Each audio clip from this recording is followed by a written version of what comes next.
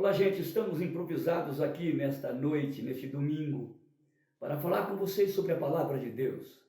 Veja que nós não estamos no púlpito, estamos falando diretamente do meu escritório, da minha biblioteca, diretamente daqui, da minha casa, para vocês, nesse domingo. Isso porque a nossa igreja está se preparando para voltarmos aos cultos presenciais. Estamos fazendo a reforma no púlpito, fazendo uma reforma para gravação de culto, né? Culto online, mas ao vivo. Estávamos com a intenção, o conselho, de começarmos os trabalhos já este mês, mas a pandemia teve um refluxo e voltou a crescer na nossa cidade e nós estamos nessa expectativa. O conselho está numa expectativa tremenda de voltar a gente a se reunir na igreja. Sei que vai ser difícil, a gente vai se acostumando, mas vai dar certo. Estamos orando, ansiosos para que isso aconteça. E nesse período estamos pintando a igreja, fazendo reformas internas, externas, no banheiro, e por isso eu apelo aos membros desta igreja. Membros, você que está nos visitando, por favor, nem queira ouvir isso. Você que é membro da igreja, nós não queremos oferta para a construção, isso não queremos. Nós queremos o dízimo.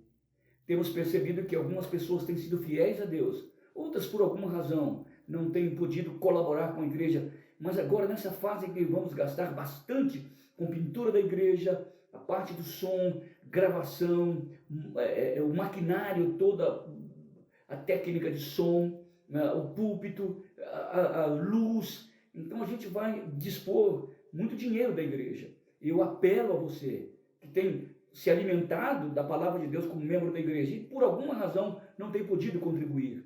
Faço um apelo a você nesta noite. Colabore.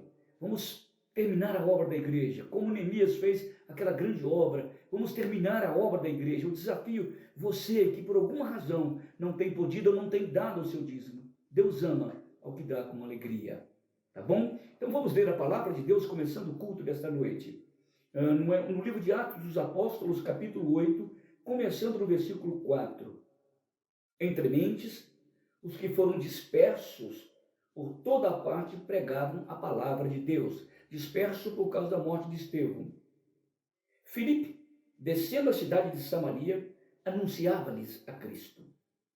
E as multidões atendiam, unânimes, e atendiam as coisas que o Filipe falava. E ouvindo-as, vendo os seus sinais que ele operava, pois os espíritos imundos de muitos saíam gritando em alta voz, e muitos paralíticos e coxos foram curados, e havia grande alegria naquela cidade. O evangelho chegou em Samaria. Vamos orar. Pai querido, obrigado por essa noite, obrigado por esta hora de culto, mesmo estando de uma forma remota e indireta, mas estamos com o coração desejoso, Pai, de ouvir a Tua palavra. Que o Senhor nos fale, que o Senhor fale o coração daqueles que estão nos ouvindo, e que haja, Senhor Deus, um despertamento espiritual, genuíno, verdadeiro, provocado pelo Espírito Santo no coração e na mente de todos os que nos ouvem. Oh Deus, precisamos de Ti para esta hora de culto, de pregação. Vamos cantar. Deus, dá-nos a unção, a graça de participarmos desta cerimônia de adoração, de coroação ao Rei Jesus. Pai, obrigado por esta noite. Que Teu Espírito nos dê entendimento espiritual, capacidade de absorver e observar as coisas que acontecerão nesta noite. E que a gente tenha ouvidos para ouvir, olhos para ver e coração para sentir. Em nome de Jesus. Amém. Como sempre fazemos, nós cantamos, lemos a Bíblia, oramos, depois cantamos. Vamos cantar agora. E abrir a nossa alma, o nosso coração, diante da grandeza, da grandiloquência da palavra de Deus que agora acabamos de ler. Vamos cantar, vamos adorar o Rei Jesus.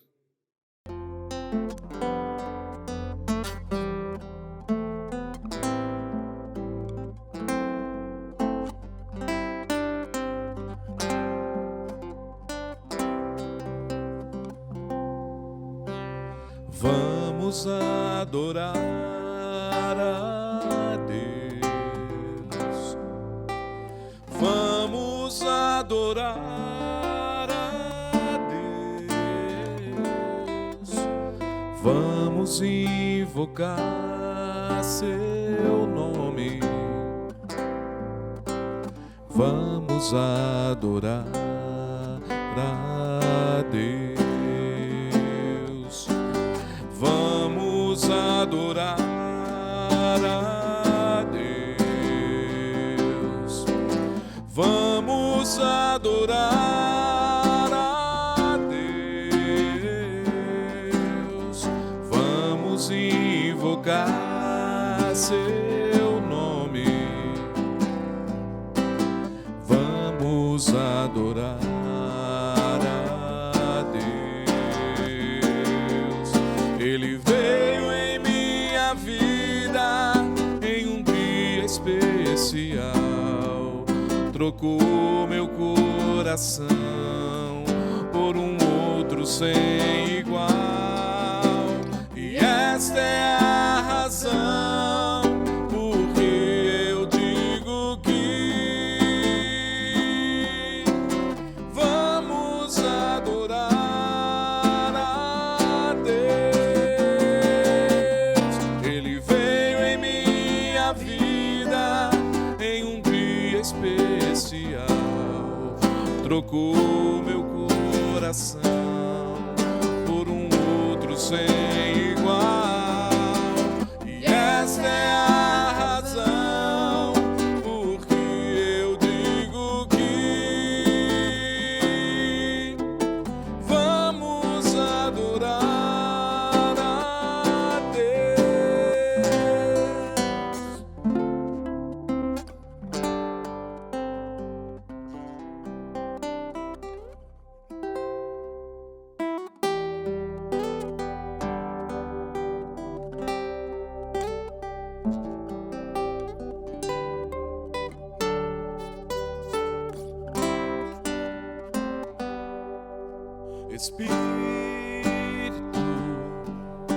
Espírito de Deus, Espírito de amor, nosso Deus consolador,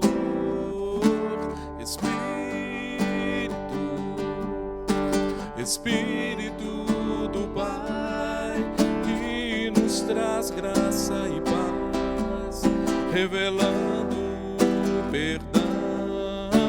Preciso de ti, ó Espírito de Deus, vem trazer libertação, vem sarar todo o meu ser. Enche-me de ti, ó Espírito de Deus, força pra continuar e as promessas alcançar. Santo Espírito, Santo Espírito, vem mudar meu viver, restaurando meu ser, derramando a tua unção.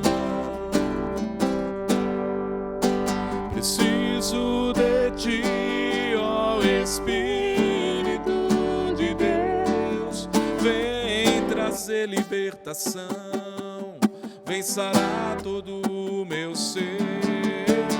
Enche-me de ti, ó Espírito de Deus, força pra continuar e as promessas alcançar. Santo Espírito, Santo Espírito, vem mudar meu viver, restaurando meu ser, derramando a tua unção.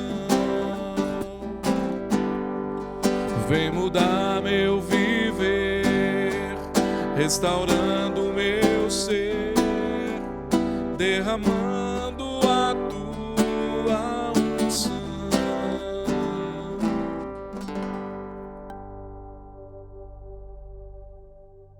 Olá, gente, vocês que estão participando do culto conosco, quero trazer uma palavrinha para vocês sobre o nosso sistema de arrecadação. Só os membros da nossa igreja é que participam desta hora.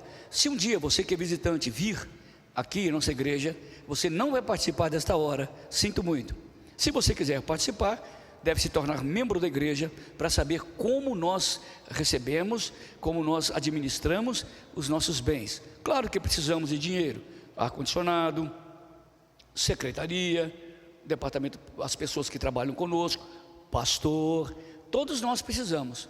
E muitos irmãos têm sido fiéis à igreja, mesmo não se reunindo aqui fisicamente, têm sido fiéis à igreja. Mas percebemos que alguns irmãos gostam de dar dízimos ou ofertas na igreja. É a mesma coisa que se você der no banco ou então ligar para a secretaria da igreja.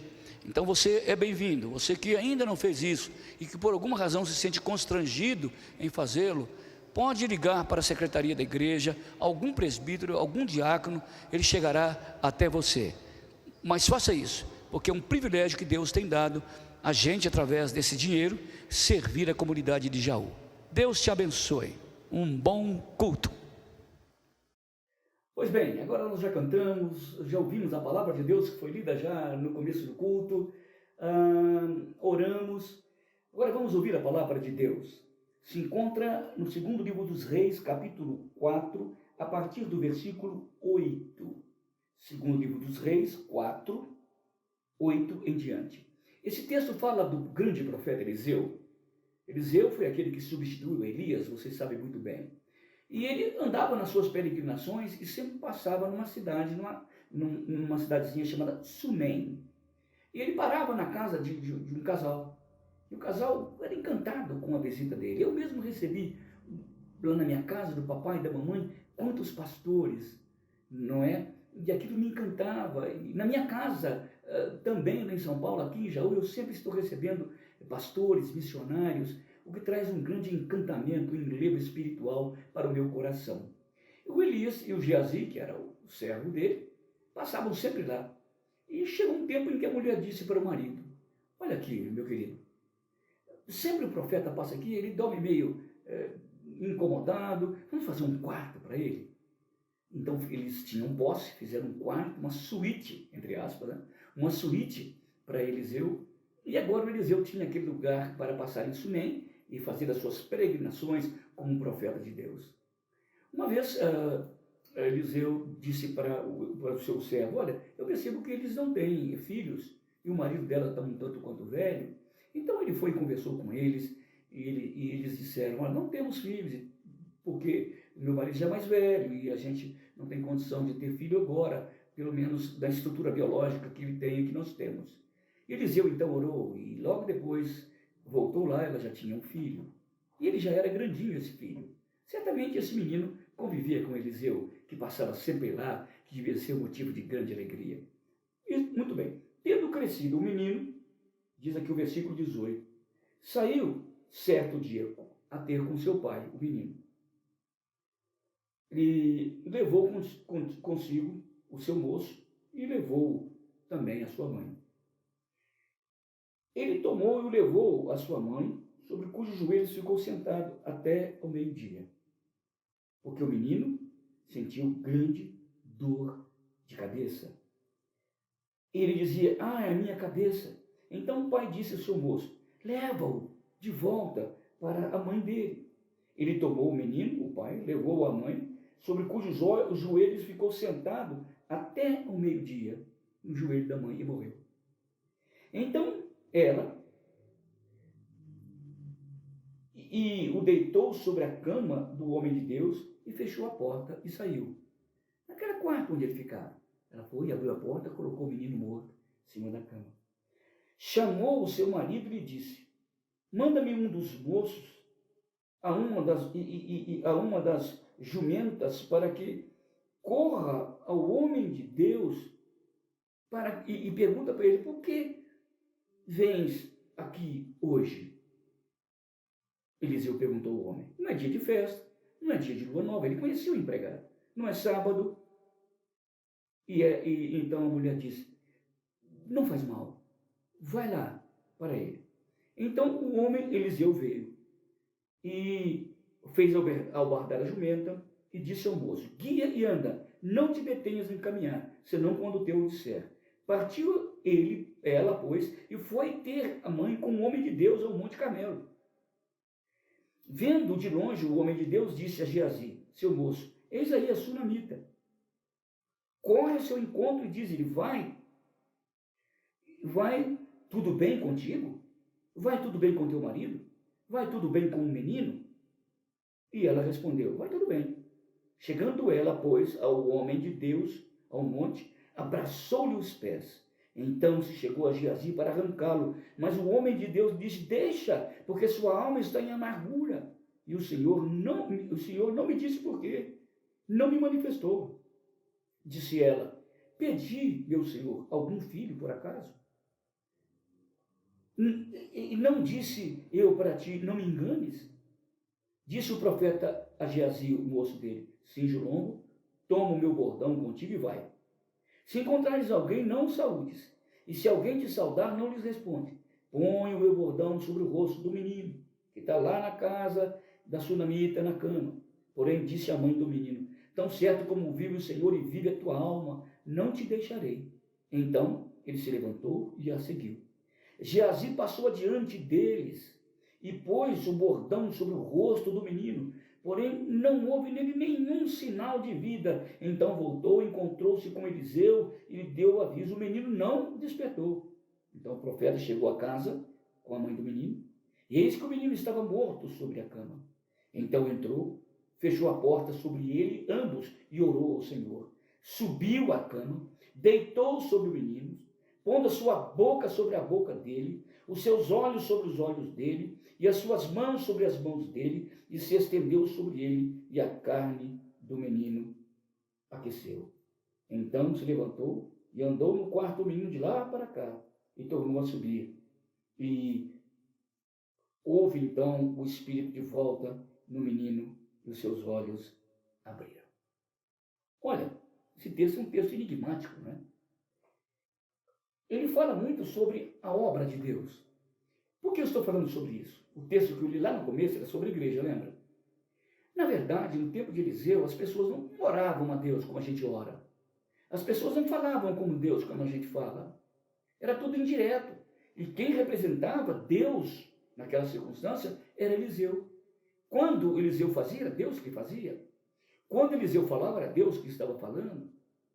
Então, quem realizava a obra de Deus naquela época dos reis era o profeta de Deus. Como hoje a igreja romana quer ser o próprio Deus, né? Por isso que a igreja romana, ela perdoa, ela excomunga, ela manda para o céu, tira do céu, manda para o inferno, tira do inferno. Estou brincando. Mas na verdade é assim que acontece. O pensamento da igreja romana, ela é o próprio Deus aqui na terra. Isso não estaria muito distante? Claro que sim, mas não tanto. Se eles não achassem que a igreja fosse assim. Mas a igreja, para a igreja romana, é o clero, o papa, o bispo, o arcebispo, aquele monte de gente lá, o cardeal, eles que são a igreja. O resto é só fiel que recebe as bênçãos da igreja. Por que eu estou falando isso? Porque, na verdade, o papel que Eliseu exerceu aqui foi o mesmo papel que Filipe exerceu lá em Samaria, no texto que eu li, de Atos capítulo 8. Quando a igreja foi perseguida por causa de Estevão, ela se espalhou por todos os lugares. E Filipe foi passar para Samaria e fez uma grande obra ali. Então eu quero dizer que quem está representando, quem está vivo na terra hoje, em nome da Trindade, é a igreja. Pastor, ela é a parte visível de Jesus Cristo. Se Cristo é o cabeça, a igreja é o corpo. A igreja é que manifesta com seus braços, as suas pernas e sua boca, a obra de Jesus Cristo aqui na terra. Por isso que Jesus disse: vós sois o sal da terra, vós sois a luz do mundo. O que você está querendo dizer, Cícero? Eu estou falando de trabalho de evangelização, trabalho de impactar a cidade, como Filipe impactou a cidade. O mesmo trabalho que Eliseu exerceu, sendo representante de Deus, a igreja estava exercendo em Atos dos Apóstolos como representante de Cristo na terra. Essa mulher morava numa cidade pequena e amava o profeta, como disse lá no começo. Deus havia lhe dado uma bênção, e parece que Deus havia tirado a bênção. E a mulher disse, mas eu nunca te pedi um filho, você que me deu. E agora ele morre. E Eliseu faz uma coisa no começo, para o moço dele, Geazi, leva o meu bordão e coloca sobre ele. Não adianta nada. Quando a igreja quer fazer a obra sem contato com o povo, quando a igreja quer evangelizar indiretamente, quando a igreja quer anunciar, mas indiretamente o evangelho, só mandando o cajado não ressuscita, o cajado não levanta, quem levanta é o evangelho. Paulo disse, eu não me envergonho do evangelho, porque ele é o poder de Deus. Quando a igreja paga o pastor, e a nossa paga muito bem, graças a Deus, para fazer o que ela está fazendo, é como Geazi estava fazendo, colocar o bordão, sem contato pessoal com aqueles que estão mortos. Havia morte na casa da sunamita, e precisava de que uma coisa mais forte do que a morte entrasse ali, a vida do próprio Deus na presença do Eliseu. Meus queridos, a cidade de Jaú e adjacência só vai se despertar quando a igreja parar de jogar o cajado, parar de ser indireta, ela mesma sair para falar do amor de Deus a todos os cantos da nossa cidade. Eu louvo a Deus pela nossa igreja aqui. Há mais de 100 anos ela está estacada e fincada nos solos jauenses. Mas quantas vezes estamos parados apenas mandando que alguma célula, algum PG, ou alguma mensagem midiática, quando ela mesma, como um corpo, como massa, como carne viva de Cristo, não está se envolvendo nessa obra. Por isso que eu falo que isso aqui, o trabalho de Eliseu, tem muito a ver com o trabalho da igreja. Se ele representava a Deus lá, a igreja representa Jesus aqui. E Deus não vai mandar nenhum anjo. Deus não vai mandar nenhuma profecia do céu, porque a profecia é a palavra. A pregação está dentro do nosso coração, na nossa experiência com Jesus Cristo. É o Jesus da Bíblia que será pregado em todos os cantos da nossa cidade. E esse Jesus é que é capaz de ressuscitar os mortos. Ele é o poder do Evangelho para transformar a vida tanto de um grego como de um hebreu, tanto de um periférico de Jaú como um coronel da cidade. O que Eliseu fez? Já que o cajado não resolve, eu vou pessoalmente.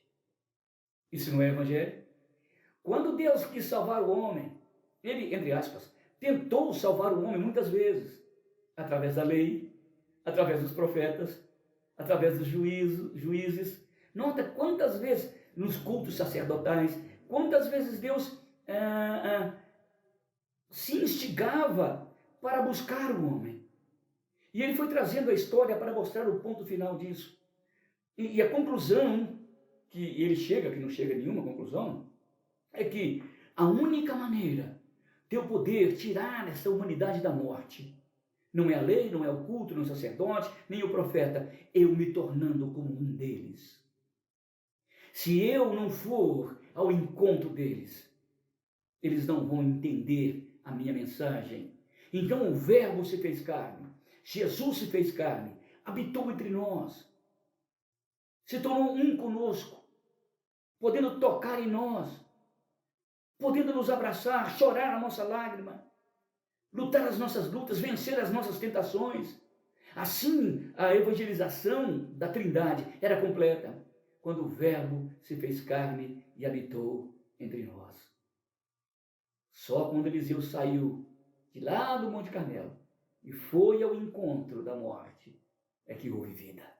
A igreja que tem que sair, ela não pode ficar enquartelada, a igreja não pode ficar ensimesmada, a igreja tem que sair. Sabe por quê? Tem morte na cidade. Há um cheiro terrível de morte na cidade.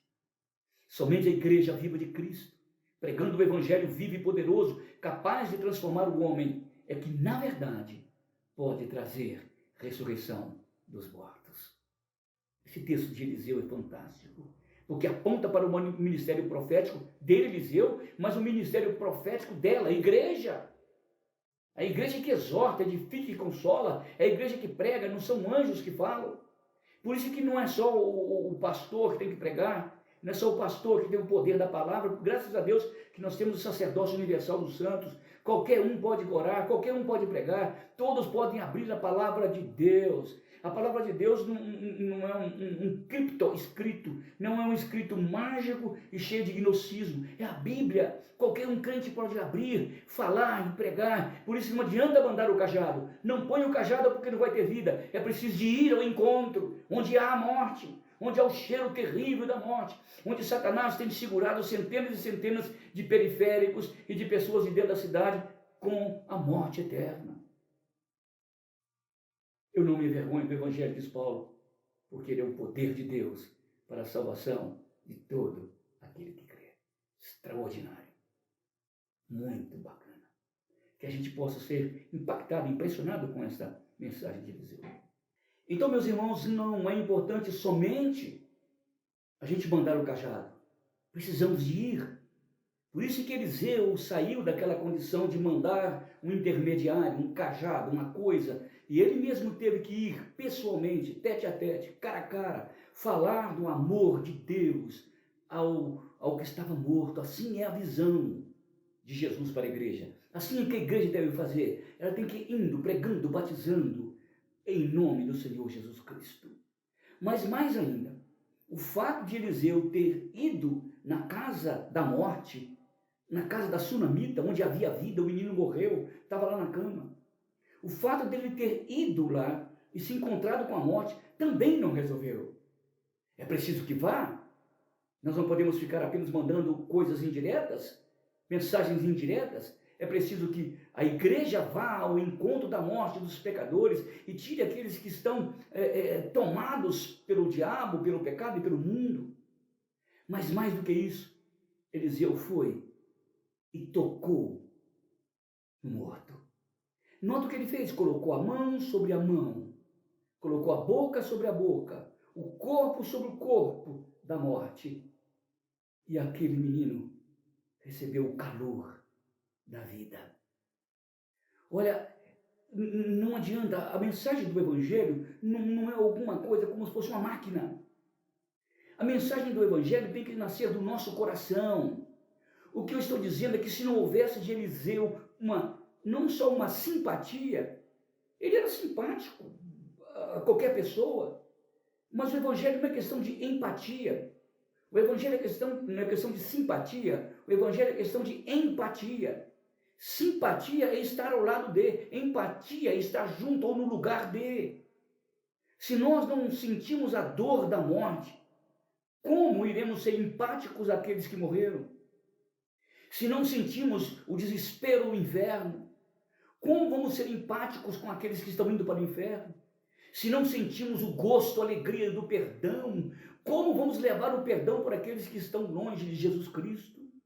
Se não sentimos o calor espiritual do corpo de Cristo, como estaremos interessados que eles possam participar vivencialmente, experimentalmente da igreja de Cristo?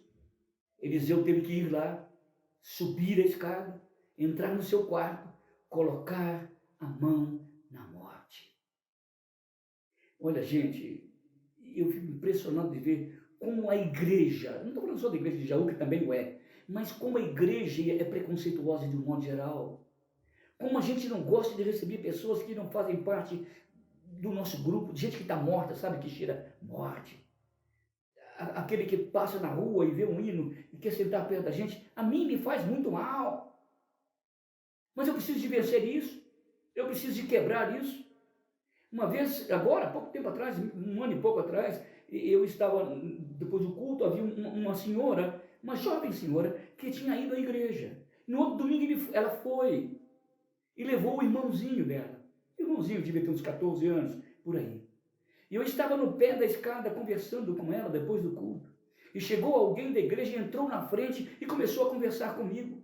Como se não tivesse ninguém falando comigo.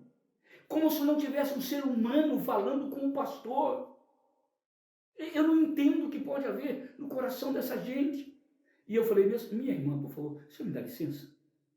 E tive que afastá-la e continuar aquela conversa com aquela senhora tão simples, jovem senhora, com seu irmão, tão carentes, tão necessitados de um abraço pastoral, de uma palavra de pastor. Quando eu voltei para aqui, alguém me disse, olha, o senhor não pode ficar recebendo todo mundo lá no escritório, tem gente que acostuma. Mas, gente, com quem que esse pessoal vai falar? Por isso que eu recebo pessoas periféricas, pessoas da cidade, pessoas que têm dinheiro e que não têm, é gente que não tem voz e nem vez. Não adianta só simpatia, estar ao lado dele, tem que ter empatia, tem que estar no lugar dele, em cima dele, junto dele, como Eliseu fez com esta morte. Subiu, colocou a mão, a boca, para trazer o ar, jogando o seu próprio ar para o pulmão daquela criança, tocando o seu calor com o seu próprio calor na frieza da morte sobre aquela criança. Será que isso não nos impacta? Será que isso não nos comove? Será que isso não nos faz chorar? Eliseu teve que muito mais do que dar uma palavra, ele teve que dar a si mesmo. Paulo disse, tudo faço por causa do Evangelho. Tudo faço por causa dos eleitos. Eu me tornei lixo do mundo para enriquecer vocês, dizia lá em Corinto. Evangelho é uma coisa séria. Evangelho não é um momento de simpatia natural de um ser humano para o outro, mas de empatia, de dar, de escoar a sua vida no lugar do outro. Dar a sua vida para que a morte do outro seja transformada também em vida. Quem que fez isso? Quem que morreu a minha morte? Quem que figuradamente subiu em cima de mim? Colocou o seu hálito sobre meu hálito? Colocou a sua cabeça sobre a minha cabeça, seus olhos sobre meus olhos, seu coração sobre o meu coração, seu corpo sobre o meu corpo? Quem fez isso? Foi Jesus. Ele que fez isso. Certamente ele tomou sobre si as nossas dores. Isaías 53. O castigo que ia me trazer paz, ele tomou no lugar dele. E pelas pisaduras dele eu fui sarado. Foi o que Eliseu fez. Não se tornou evasivo, mas invasivo. Não indireto, mas direto. Mão com mão, boca com boca, corpo com corpo, alma com alma, paixão pelo Evangelho de Jesus Cristo. Se nós não fizermos isso, nós não estaremos cumprindo a grande missão profética da igreja. Na verdade, em outras palavras, cada um crente da igreja de Cristo é um Eliseu, é um profeta. E precisa de ir, precisa de subir lá em cima onde está a morte, e se encontrar com ela, e matá-la com um testemunho poderoso do Evangelho, com uma vida transformada do Evangelho. Você sabia que você se contacta com tanta gente morta todo dia? Eu, por exemplo, me contacto com uma em cada 10. Porque com cada 10 pessoas que eu converso, uma é morta, não é crente em Cristo. Você é o contrário. Com cada 10 que você se contacta, 9 são mortas, talvez só um irmão. Mas isso não me exime de, quando sair da igreja como pastor, falar do Evangelho do mesmo jeito. Mas eu estou dizendo a oportunidade que nós temos de ser empáticos à desgraça, à morte que campeia a nossa cidade. Essa é a missão da igreja. Não só ir, mas se dar, se entregar. Ajudar a Cristo a carregar o fardo da morte sobre os seus ombros. E o Evangelho é capaz de nos dar autoridade para isso. Quando não sermos apenas simpáticos às pessoas, apenas um convite formar um sorriso bonitinho, mas quando sentimos a dor da morte que enche essa cidade, quando sentirmos a escuridão da morte que invade esta cidade, então estaremos cumprindo a nossa missão profética. Paulo disse em Coríntios que a missão profética é a coisa mais gloriosa do mundo. Você pode fazer um monte de obras, mas a profecia exorta, edifica e consola. A igreja tem essa voz profética. Quando eu falo profética, não é essas profecias que a gente ouve falar nessas igrejas neo-evangélicas. Falando profecia da palavra, do Evangelho que transforma, que muda a vida do homem. Isso tem que me comover.